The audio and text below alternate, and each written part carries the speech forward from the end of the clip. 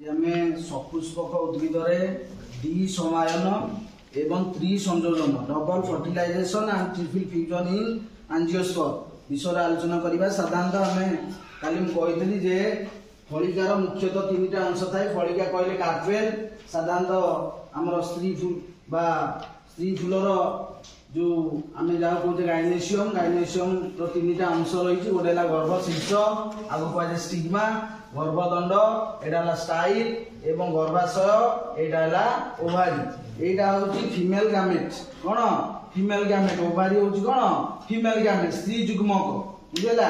तेणु फलिका होची हमर फीमेल फ्लावर रो रिप्रोडक्टिव पार्ट होची कोन ना तार तीनटा अंश थाए। गर्भशीर्ष बा स्टिग्मा, गर्भदंड स्टाइल, गर्भाशय होला कोन ओभारी। ताले वर्तमान में देखो जे एटा होची कोन ना एटा होची हमर डिंबकाय। कोन एटा डिंबकाय, बुझला। ए डिंबकाय बा जहा हम कहछे या भीतर अछि ओव्यूल। कोन अछि ओव्यूल, बुझला।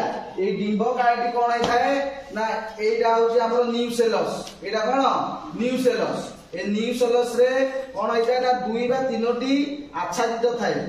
हेला डिंबकाय को गोडे किना रखी थाए दी बा तीनोटी आच्छादित जहा को इंटिगुमेंट। कोन कहले इंटिगुमेंट। एई हमर एई आच्छादित रो मझिरे कोन थाए ना ए रंध्र को कहया जाय बीजरंध्र। कोन कहया जाय बीजरंध्र, बुझला। माइक्रोफाइल, बुझला। एइटा होची कोन ना एम्ब्रियो साक। एटा कोन एम्ब्रियो साक, बुझला। एम्ब्रियो साक बा भ्रूणाशय। भ्रूणाशय को घेरिकिना लागिछि दीटा आच्छादित बा इंटिगुमेंट एवं एटा होची कोन न्यूसेलस बा डिंबकाय जहा भीतर ओव्यूल बा डिंबकटी रहिछि, बुझला।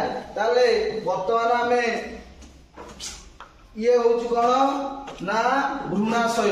एटा होची कोन एटा होची भ्रूणाशय एम्ब्रियो साक। ए भ्रूणाशय भीतर कोन अछि देखो ना एठी अछि गोटे एग सेल।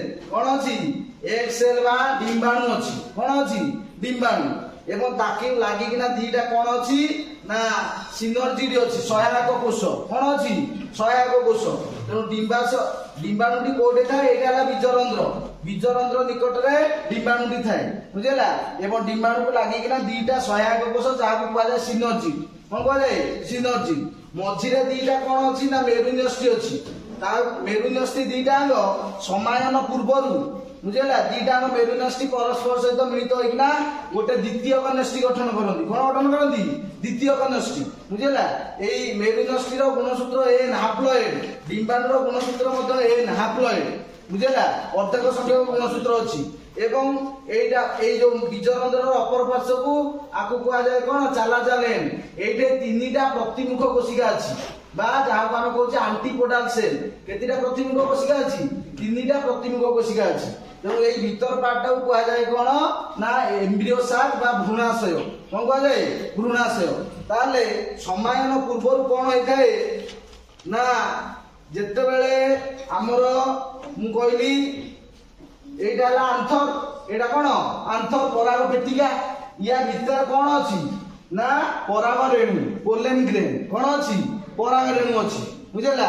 मु कहली जे मेल फ्लावर रिप्रोडक्टिव पार्ट होची कोन ताको कहया जाय पुंकेसर चक्र बा एंड्रोसियम। कोन कहया जाय एंड्रोसियम, बुझला। एवं एटा होची गाइनोसियम फीमेल पार्ट। एटा कोन फीमेल पार्ट। जेहेतु एटा गोटे बाइसेक्सुअल फ्लावर एथरे उभय पुंकेसर चक्र अछि आ फलिका चक्र अछि। कोन अछि फलिका चक्र अछि। जेते बेले कोन हबो ना विभिन्न माध्यम रे मुकाली कहितली विभिन्न पॉलिनेटिंग एजेंट, बुझला। तेनु पराग रेणु आसी कोठे पडिबो ना गर्भशीर्ष रे पडिबो। कोठे पडिबो गर्भशीर्ष रे पडिबो। ए गर्भशीर्ष रे किछ अठालिया पदार्थ जात होइताय जेई पराग ए जो पराग रेणु एठी लाखि जाय। पोलन ग्रैंड कोन हे जिवो लाखि जिवो ता बाहर आवरणटी फाटी जाय। कोन हे जाय फाटी जाय। फाटी जिवा फल रे एटा होची कोन ना पराग नळी फॉर्मेशन हुए। पोलन ट्यूब फॉर्मेशन हो। पोलन ट्यूब को आड़ को बढ़िबो ना एटा होची मु कहली कोन ना डिंबकाय। या भीतर भ्रूणाशय अछि। भ्रूणाशय रे कोन अछि ना डिंबाणु अछि एग सेल। डिंबाणु होची फीमेल गैमेट। डिंबाणु होची कोन फीमेल गैमेट। एई जो पराग रेणु जो हमर जेते बेले गर्भशीर्ष रे पराग रेणु पडिबो जेते एई गर्भशीर्ष रो बाह्य आवरणटी फाटी जिवो एवं पोलन ट्यूब फॉर्मेशन हो। ए पोलेन ट्यूब जेते फॉर्मेशन हो सेतरे दीटा कोष थाए गोटेला कोन ना अंगीय कोष आ गोटेला जनन कोष साधारणतः ये जेहेतु रिप्रोडक्टिव पार्ट ऑफ फ्लावर तेणु एथरे कोन थाए ना जनन कोष थाए कोन थाए जनन कोष थाए तेणु ए जनन कोषर समविभाजन हुए कोन हुए समविभाजन हुए समविभाजन हेबा फल कोन हुए ना दीटा पुजुग्मक सृष्टि हुए कौन सृष्टि हुए दीटा पुजुग्मक बुझेला स्पर्म न्यूक्लियाई पुजुग्मक बुझेला एवं आ गोटे नलिनष्टि तेणु ए पोलेन ट्यूब केतिरा पुजुग्मक धरते ना दीटा पुजुग्मक एवं ए पोलेन ट्यूब को हमर कहा आडू बढ़े ना पोलेन ट्यूब हमर ए गर्भाशय आडू बढ़िबो गर्भाशय आडू बढ़िबो जहा भितर कोन अछि ना दीटा पुजुग्मक अछि कोन अछि दीटा पुजुग्मक एवं एई हमर एम्ब्रियो साक भितर एटे कोन अछि स्त्री जुग्मक अछि तेणु पुजुग्मक आ स्त्री जुग्मकर मिलन को कुआ जाय समायन बा फर्टिलाइजेशन बुझिला तेणु पुरुष फुलर जो परागण थिला से परागण दीटा पुजुग्मक को धरिकिना रखिछि एवं हमर परागण नली माध्यम रे कोड को बढ़िबो ना परागण नली हमर गर्भाशय आडू बढ़िबो बुझिला त गर्भाशय आडू जते बढ़िबो हमर पुजुग्मक आ स्त्री जुग्मकर मिलन को कोन कुआ जाय समायन एवं एइते कोन हम देखो एडा होछि हमर गर्भाशयर चित्र बुझिला एडा होछि कोन ना पोलेन ग्रेन एडा होछि पोलेन ट्यूब जो पोलेन ट्यूब रे दीटा मेल गैमेट अछि पुजुग्मक एडा होछि हमर कोन ना डिंबकाय एटा होछि एम्ब्रियो साक जो एम्ब्रियो साक रे एटा होछि कोन ना डिंबाणु एन नंबर ऑफ क्रोमोसोम अछि हैप्लॉइड ताकू लागि किना दीटा अछि सिनर्जिक मझिरे दीटा अछि मेरिनोस्टी समान पूर्व दीटा मेरिनोस्टी मिसी किना द्वितीय कनस्टी हबो एवं एटे हमर प्रतिमुख कोशिका अछि तीनटा प्रतिमुख कोशिका अछि ताले जत्ते बेले एटा पोलेन ट्यूब हमर कोन ना भ्रूणाशय आडू को बढ़िबो वाडू को बढ़िबो एम्ब्रियो साक आडू जो पोलेन ट्यूब रे दीटा पुजुग्म अछि कि मेल गैमेट अछि पुजुग्म कहला कोन मेल गैमेट एई रंध्र को कुआ जाय बीज रंध्र कोन कुआ जाय बीज रंध्र तेणु एई पोलेन ट्यूब टा भ्रूणाशय मध्य प्रवेश करिवो कोन हबो भ्रूणाशय मध्य प्रवेश करिवो एवं भ्रूणाशय मध्य प्रवेश करिया फल रे दीटा पुजुग्म भ्रूणाशय मध्य को पळेबो कोडी पळेबो दीटा पुजुग्म भ्रूणाशय मध्य को पळेबो एवं कोन हबो ना भ्रूणाशय रे हमर कोन हबो ना समायन हबो कोन हबो तेणु सपुष्पक उद्भिद रे दी समायन देखा जाए दी समायन काहे कुआ जाए देखो ना प्रथ जो दीटा पुजुग्म अछि सेतिरु गोटिए पुजुग्म कोन करिवो ना पुजुग्म बा मेल गैमेट पुजुग्म कहला कोन male gamete a number of chromosome डिंबाणु होछि स्त्री जुग्मक फीमेल गैमेट एडा होछि कोन स्त्री जुग्मक बा फीमेल गैमेट एवं ये भी एक नंबर पुजुग्मक आ स्त्री जुग्मकर मिलन को कुआ जाय समायन बा फर्टिलाइजेशन कोन कुआ जाय समायन बा फर्टिलाइजेशन एवं समायन फल रे कोन सृष्टि हबो जुग्मज कोन सृष्टि हबो जुग्मज जार गुणसूत्र हला 2n जुग्मजर गुणसूत्र हला 2n हैला एवं आकु कुआ हला प्रथम समायन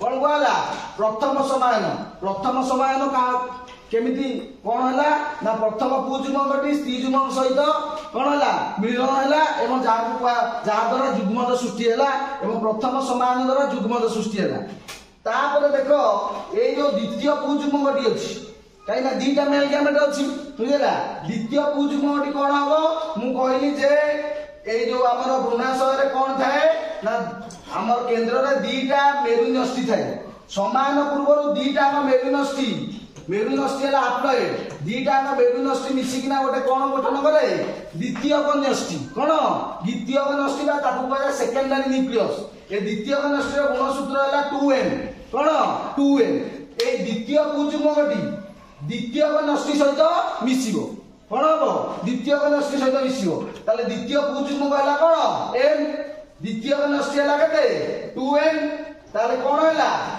3n कोन हला 3n आकु कहला द्वितीय समायन कोन कहला द्वितीय समायन बुझिला एवं द्वितीय समायन कोन गठन हला भ्रूण कोष न्यष्टि कोन गठन हला भ्रूण कोष न्यष्टि जाकु कहले एंडोस्पर्म न्यूक्लियस कोन कहले एंडोस्पर्म न्यूक्लियस सब बेले परीक्षा पडुची बुझिला भ्रूण कोष न्यष्टि रो गुणसूत्र केते 3n केते 3n ଯୁଗ୍ମଜର ଗୁଣସୂତ୍ର କେତେ 2n ଦ୍ୱିତୀୟ ନଷ୍ଟିର ଗୁଣସୂତ୍ର କେତେ 2n ମେରୁ ନଷ୍ଟିର ଗୁଣସୂତ୍ର କେତେ n ପୁଯୁଗ୍ମଙ୍କର ଗୁଣସୂତ୍ର କେତେ n ସ୍ତ୍ରୀ ଯୁଗ୍ମଙ୍କର ଗୁଣସୂତ୍ର କେତେ n ତାହେଲେ ପ୍ରଥମ ସମାୟନରୁ ଯୋଉ ପ୍ରଥମ ପୁଯୁଗ୍ମକ ଆଉ ସ୍ତ୍ରୀ ଯୁଗ୍ମଙ୍କର ମିଳନରେ ଯୋଉ ସମାୟନ ହେଲା ସମାୟନରୁ ଯୋଉ ଯୁଗ୍ମଜ ଜାତ ହେଲା ଏ ଯୁଗ୍ମଜ କଣ ହବ ନା ଯୁଗ୍ମଜରୁ ଆମର ମଞ୍ଜି ସୃଷ୍ଟି ହବ କଣ ସୃଷ୍ଟି ହବ ମଞ୍ଜି ବୁଝିଲା এবং এই দ্বিতীয় পুযুগ্মটি যেতবে দ্বিতীয় নষ্টি সহিত মিলন হলা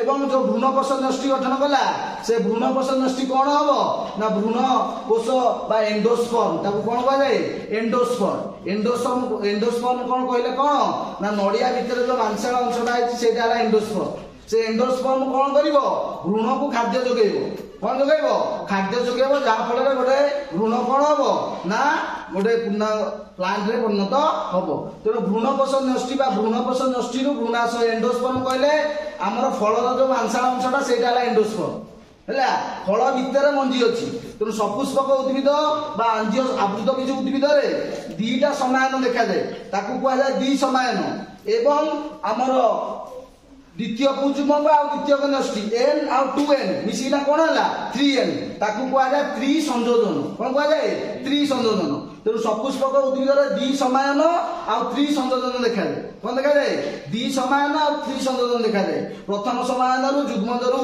মঞ্জি সৃষ্টি হুয়ে দ্বিতীয় সমায়নরু আমরা দ্বিতীয় পুযুগ্মক আর ভ্রূণ আমরা দ্বিতীয় নষ্টি মিশিকিনা ভ্রূণকোষ নষ্টি গঠন করে যে ভ্রূণকোষ নষ্টি ভ্রূণকোষ বা এন্ডোস্পর্ম তৈরি করে যে এন্ডোস্পর্ম বর্ধিত ভ্রূণকু খাদ্য যোগায়ে যাହା ଫଳରେ ଫଳ ଆକାରରେ ରହିଥାଏ କୋ ଆକାର ରହିଥାଏ ଫଳ ଆକାର ରହିଥାଏ ଫଳ ଭିତରେ ମଞ୍ଜି ଥାଏ କଣ ଥାଏ ଫଳ ଭିତରେ ମଞ୍ଜି ଥାଏ ଯେତେବେଳେ ଆମର ଏଇ ଯୋଉ କଣ ହବ ନା ଡିମ୍ବାଶୟଟା ବୃଦ୍ଧି ପାଇକିନା ଫଳରେ ପରିଣତ ହବ ଏବଂ ଏଇ ଯୋଉ ବୃତ୍ତିମଣ୍ଡଳ ଆଉ ଦଳମଣ୍ଡଳ ଥିବ ସେ ଶୁଖିକିନା କଣ ହବ ଝଡି ପଡିବ ଏବଂ ଏଇ ଯୋଉ ଆମର ସିଡ୍ ଭିତରେ ଗୋଟେ ହାର୍ଡ ପ୍ରୋଟେକ୍ଟିভ କଭରିଂ ଥାଏ ହେଲା ଯାହାକୁ ସିଡ୍ କୋଟ୍ କୁହାଯାଏ ତା ଭିତରେ ବୀଜପତ୍ର ଥାଏ କଣ ଥାଏ ବୀଜପତ୍ର ଥାଏ ଏବଂ ଏଇ ବୀଜପତ୍ର ଯେତେବେଳେ ବୀଜ ଅଙ୍କୁରୋଦଗମ ହୁଏ କଣ ହୁଏ ବୀଜ ଅଙ୍କୁରୋଦଗମ ହୁଏ ବୁଝିଲା ସେତେବେଳେ ଯାଇ କଣ ହୁଏ ନା କାଣ୍ଡ ତାର ଏପିକଟାଇଲ ଆଉ ହାଇପୋକଟାଇଲ ଦ୍ୱାରା ଆମର ସିଡ୍ ଜର୍ମିନେସନ ହୁଏ କଣ ହୁଏ